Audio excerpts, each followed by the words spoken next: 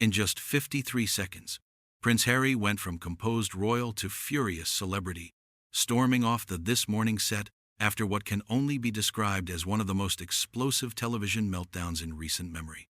What started as simple questions about his latest Netflix deal turned into a screaming match that left the entire studio in stunned silence, and ended with security being called to escort the Duke of Sussex out of the building.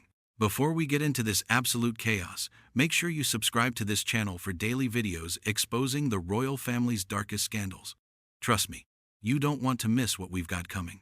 Last night on This Morning, the atmosphere in the studio was already electric. Prince Harry had agreed to appear on the show to discuss his newest documentary series about mental health, but what nobody expected was the powder keg that was about to explode. Shephard sat across from Harry in the bright ITV studio, cameras rolling, and the audience packed into the gallery above. The lighting was perfect, the set looked pristine, and everything seemed ready for what should have been a standard promotional appearance. Ben started with a smile, welcoming Harry to the show with the kind of warmth he's known for. "Your Royal Highness, thank you so much for joining us this morning. I know you've got this new documentary coming out, and everyone's very interested to hear about it." Harry nodded, settling into his chair with that familiar casualness he's adopted since moving to California. "Thanks for having me, Ben. Yeah, really excited to talk about the project. It's something Meghan and I have been passionate about for years." "Wonderful," Ben said, maintaining his professional demeanor. "But before we dive into that, I think a lot of our viewers at home are curious about something else. You've been quite vocal about wanting privacy for your family, yet you've signed multiple deals with streaming platforms, written a memoir, done several tell-all interviews. How do you reconcile those two things?" The question hung in the air for a moment. You could see Harry's jaw tighten just slightly. His smile didn't quite reach his eyes anymore. "Well, Ben, I think there's a difference between having privacy in your personal life and being able to tell your own story. For years, the tabloids have controlled the narrative about me and my family. This is about taking back that control." Ben leaned forward slightly. "Right. But you're sharing incredibly intimate details. Your book talked about private family conversations, childhood memories, even details about your brother that he might not have wanted public. Where's the line?" "The line," Harry said, his voice taking on an edge, "is where we decide it is. Not where the media decides, not where the palace decides. We get to choose what we share." "But you're making millions from these deals," Ben pressed. "Netflix paid you and Meghan a reported $100 million. Your book advance was said to be $20 million. At what point does this stop being about telling your story and start being about cashing in on your royal status?" Harry's face flushed slightly. Several people in the audience shifted uncomfortably in their seats. "That's a bit rich coming from someone who works for a network that's made millions covering every single thing my family does. The hypocrisy is incredible. I'm not the one claiming to want privacy while simultaneously selling my story," Ben shot back, his tone still professional but firmer now. "Our viewers pay for a television license, and they deserve honest answers. You've criticized the media constantly, but you're using that same media to promote your projects and make money. How is that not hypocritical?" Harry sat up straighter, clearly irritated. "Because we're telling the truth. Everything I've shared has been my truth, my experience. The media has lied about us for years, printed absolute rubbish, invaded our privacy in ways that would be illegal in any other context. We're simply setting the record straight." "Your truth," Ben repeated. "But other people have their truth too, don't they? Your brother, your father, other members of the family. They've largely stayed quiet while you've shared private conversations and made serious allegations. Don't they get to have their truth protected? They've got the entire British press protecting them." Harry's voice rose slightly. "They've got palace PR teams. They've got the establishment backing them. Meghan and I had none of that. We were thrown to the wolves." Ben flipped through some papers on his desk. "Let's talk about specific claims then. In your documentary series with Meghan, you alleged that the palace planted negative stories about you to protect other royals. That's a serious accusation. What concrete proof do you have?" Harry's eyes narrowed. "I lived it, Ben. I saw how it worked from the inside. The briefings, the anonymous sources, the coordinated attacks. I don't need to prove it to you or anyone else. I know what happened." "But that's not how journalism works, is it?" Ben countered. You can't just make accusations without evidence and expect people to take your word for it, especially when you're profiting from these accusations. There you go again with the money thing, Harry snapped. You think this is about money? Do you have any idea what we gave up? The security, the support, our home, our family relationships? This isn't about money. Then why did you need the Netflix deal? Ben asked calmly. Why the book deal? Why do multiple paid interviews if it's not about money? Because we had to support ourselves. Harry's voice was getting louder now. We were cut off financially. We lost our security. We had a child and another on the way. What were we supposed to do exactly? Ben maintained his composure. Your grandmother was the Queen of England. Your father is now king. Are you really telling our viewers that you were completely destitute? You're twisting my words, Harry said, pointing at Ben. That's exactly what the media does. Takes what we say and spins it into something else. I'm literally just asking you to clarify your own statements. Ben responded.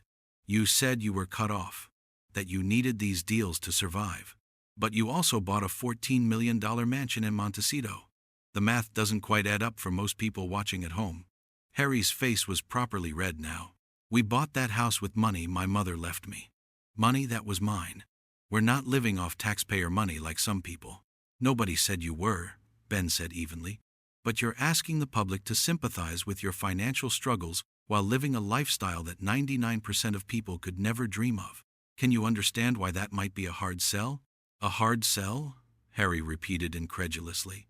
My wife was suicidal, Ben. She was so depressed and desperate that she considered ending her life, and the institution did nothing to help her. But sure, let's talk about house prices. The studio went very quiet. Ben paused before responding, his tone softening slightly. That's obviously a serious allegation, and I'm truly sorry that Meghan went through that. Mental health is incredibly important, but you're using that trauma to deflect from valid questions about your behavior and your choices. Those two things can both be true. Deflect? Harry's voice cracked with anger. My wife nearly died, and you think I'm deflecting? What the hell is wrong with you? Ben didn't flinch. I think your wife's mental health struggles were real and serious. I also think you're using them as a shield to avoid accountability for things you've done since then, like publicly trashing your family, sharing private conversations, and making millions in the process. This is unbelievable, Harry muttered, shaking his head. This is exactly why we left. This right here. You left because people asked you difficult questions? Ben raised his eyebrows. That's part of public life, especially when you're making serious allegations against people who can't really respond. They can respond, Harry shot back. They choose not to because they know their silence makes them look better. That's the palace playbook. Never complain, never explain, and let people like you do their dirty work. I'm not doing anyone's dirty work, Ben said, his patience clearly wearing thin. I'm doing my job as a journalist, which is to ask questions that our viewers want answered. You came on this show to promote your documentary. I'm asking you about the context around that documentary and your other projects. That's fair game.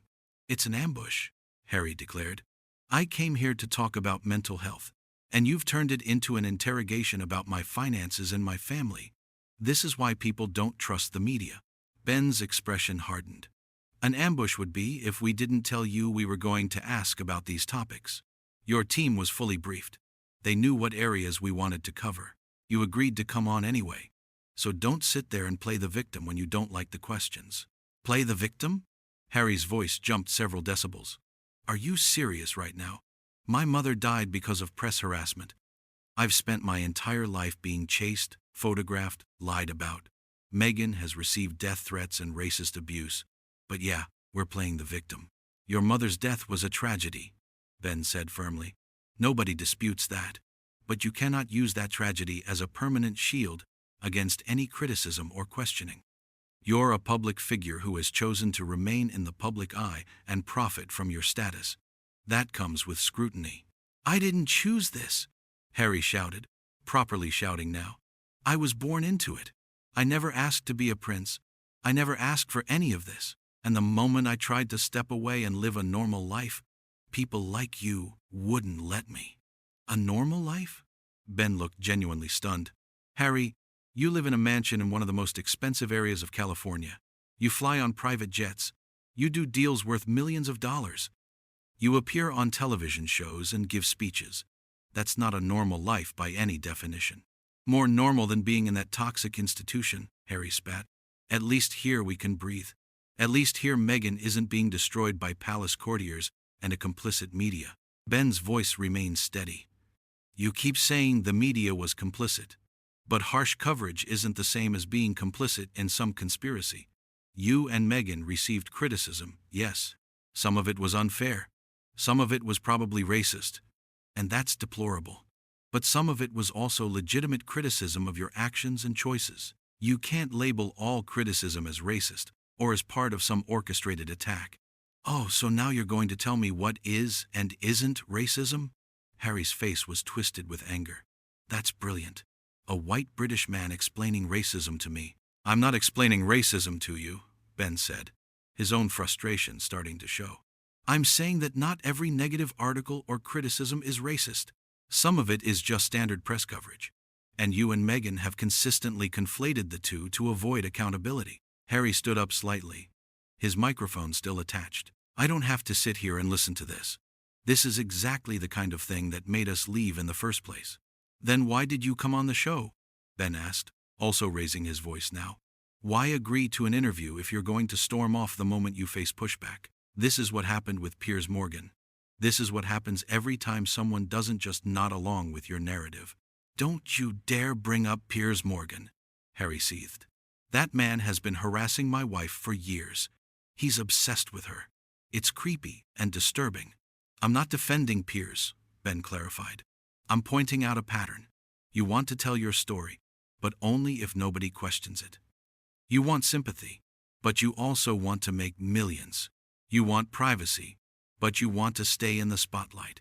It's contradictory, and people see through it. Harry ripped off his microphone, the sound echoing through the studio. You know what? I'm done. This is exactly the toxic, cynical, poisonous environment we left England to escape. You're all the same. You tear people down. You twist their words. And then you act shocked when they call you out on it. Nobody's twisting your words. Ben stood up now too, his voice firm. We're using your actual quotes, from your actual interviews and your actual book. If you don't like how they sound, maybe you shouldn't have said them. Screw this, Harry said loudly, the profanity surprising some audience members. I came here in good faith to talk about an important issue, and you've turned it into a bloody circus. You should be ashamed of yourself. I'm not ashamed of doing my job, Ben replied, his own anger now evident. Maybe you should be ashamed of making millions by selling out your family, and then complaining when anyone points out the obvious contradictions. My family? Harry laughed bitterly. My family abandoned me. They leaked stories about us. They refused to protect Meghan. They hung us out to dry. And now everyone wants to act like we're the bad guys for standing up for ourselves. It's insane. Or, Ben said, his voice cutting through the tension. Maybe you weren't as abandoned as you claim. Maybe the rules applied to you the same way they applied to everyone else, and you didn't like it. So you left, which is fine. But then you spent years publicly trashing them, making money off their names, and crying victim when anyone questioned it. I never wanted any of this. Harry was shouting again, his composure completely gone. I wanted a quiet life with my wife and kids. But you people, the media, you won't leave us alone. You pick apart everything we do, everything we say. It's relentless. Because you keep putting yourself out there, Ben shot back. You keep doing interviews, releasing documentaries, writing books, making appearances. If you wanted privacy, you could have just disappeared. Plenty of wealthy people live quiet lives out of the spotlight. But you don't want that. You want the attention and the money and the platform, but none of the scrutiny that comes with it. The studio audience was completely silent, watching this meltdown unfold. Production staff on the sidelines looked uncomfortable, unsure if they should intervene. Harry pointed at Ben, his fingers shaking with rage. You have no idea what it's like. None. You sit here in your comfortable studio, asking your smug questions, judging people whose lives you couldn't even imagine living. You're a hypocrite and a bully. I'm a hypocrite? Ben looked astonished. That's rich coming from someone who preaches about climate change while flying private jets. who talks about equality while living behind massive security gates, who demands privacy while selling every intimate detail of his life. If you want to talk about hypocrisy, take a long look in the mirror. This is over, Harry announced, starting to walk off the set. I'm not doing this anymore. Fine, Ben called after him. Run away again. That seems to be your solution to everything. When things get hard, when people push back, just run away and blame everyone else. Harry spun around, his face contorted with fury. What did you just say? You heard me. Ben stood his ground. You ran from the royal family when they wouldn't give you everything you wanted. You ran from the UK when the press wouldn't worship you. And now you're running from this interview because I asked you questions you couldn't answer. It's a pattern. You don't know anything about me. Harry's voice was dangerously low. You don't know what I've been through, what we've been through, the racism, the threats, the harassment. You sit there in your privileged position and judge us. I'm privileged? Ben gave a harsh laugh. You're a prince who was born into unimaginable wealth and privilege, and you're calling me privileged? The cognitive dissonance is staggering. Harry took a step toward the desk, his body language aggressive. At least I'm trying to use my platform for good. What do you do besides tear people down and shill for the establishment? I hold powerful people accountable, Ben said coldly, even when they're princes who think they're above criticism. Even when they have an army of fans ready to attack anyone who questions them. Someone has to do it. Accountable for what? Harry demanded. For leaving a toxic situation? For protecting my wife? For choosing my family's happiness over an institution that was killing us? For making millions by exploiting that institution? Ben countered. For betraying confidences? For sharing private family moments that weren't yours alone to share? For making serious accusations without proper evidence? For presenting yourself as a victim while living a life of luxury? Should I go on? Harry's hands were clenched into fists. You have absolutely no idea what you're talking about. None. You're just another media puppet doing what you're told, asking the questions you're fed, protecting the system that benefits you. I write my own questions, Ben said icily. And I ask them because millions of people watching at home want answers. They're tired of your double standards. They're tired of the constant complaints from your mansion in California. They're tired of you claiming to want privacy while being unable to stay out of the headlines. Those headlines aren't our choice. Harry was screaming now. The media is obsessed with us. Every time we do anything, you people write 50 articles about it. And then you have the nerve to say we're seeking attention. It's gaslighting. You announced your Netflix deal with a press release, Ben stated flatly. You went on Oprah for a primetime special. You wrote a best-selling memoir with a massive publicity campaign. You gave multiple interviews to promote it. That's not the media being obsessed with you. That's you actively seeking media attention and then complaining about getting it. To control our narrative?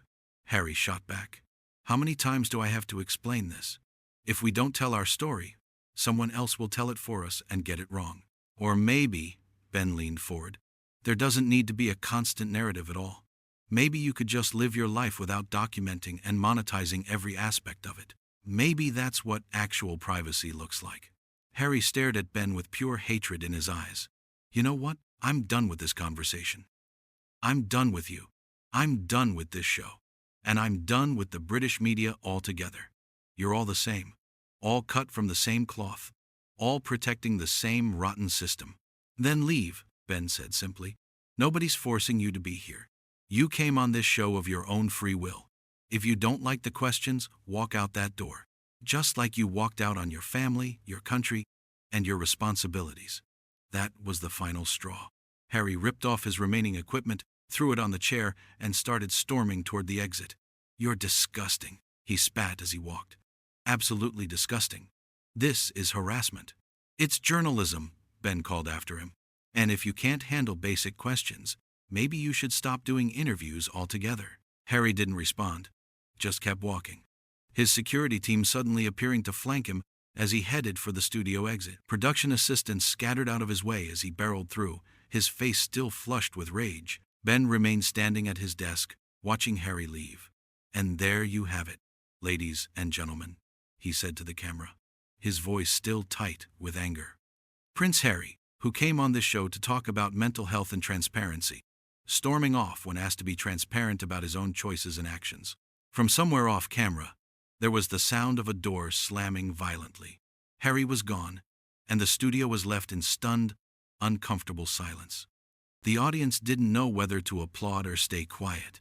Some people's phones were out, already recording and uploading the confrontation that would be dominating headlines within the hour. Ben sat back down, taking a visible breath to compose himself. "We'll take a quick break," he said to the camera, though his voice was still shaking slightly with adrenaline. "When we come back, we'll be discussing the latest developments in the cost of living crisis." As the camera cut away, Ben put his head in his hands for just a moment, the weight of what had just happened settling over the studio.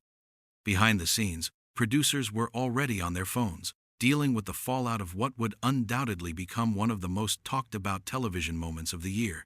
In the corridor outside, Harry was being ushered toward an exit by his security team, still muttering angrily about the interview, about Ben, about the British media in general.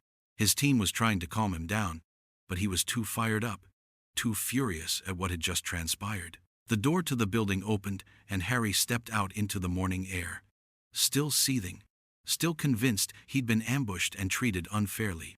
Behind him, the studio was erupting into controlled chaos as staff members processed what they'd just witnessed and began preparing for the media storm that was about to hit. Inside the building, clips were already being prepared, statements were being drafted, and social media was exploding with reactions from the live audience members who'd witnessed the confrontation firsthand.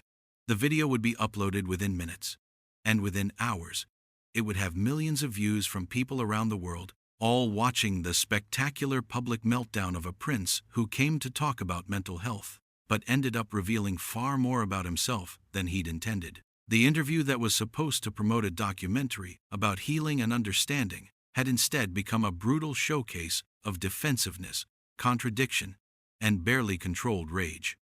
Whether viewers sided with Harry or Ben, one thing was certain: this would be replayed, analyzed, and debated for months to come. Another chapter in the seemingly endless saga of a royal who couldn't decide if he wanted the spotlight or wanted to escape it, and who seemed determined to have both while getting neither quite right.